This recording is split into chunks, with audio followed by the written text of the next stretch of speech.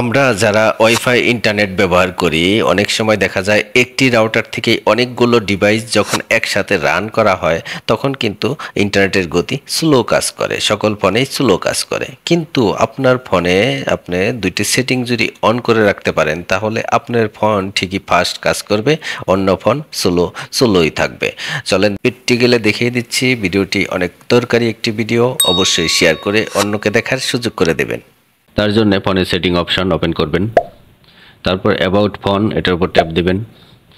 তারপর এখানে দেখেন ওএস ভার্সন, এটার উপর 5বার ট্যাপ দিতে হবে, 5বার। আমার এখানে অলরেডি ওপেন আছে।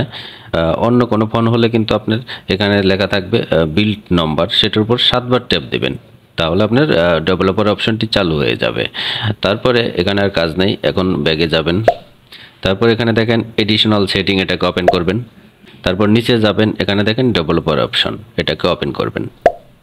তারপর একটু নিচে যাবেন, এখানে দেখেন এই দুইটা যে আপনার রয়েছে টুন অন ওয়াইফাই, এটাকে অন করে দেবেন এবং নিচে যেটা আছে এটাকে অন করে দেবেন, তাহলে আপনার ইন্টারনেট গতি কিন্তু বৃদ্ধি পাবে। ইন্টারনেটের গতি যদি স্লোও থাকে আপনার ফাস্ট কাজ করবে আপনার ফোনে।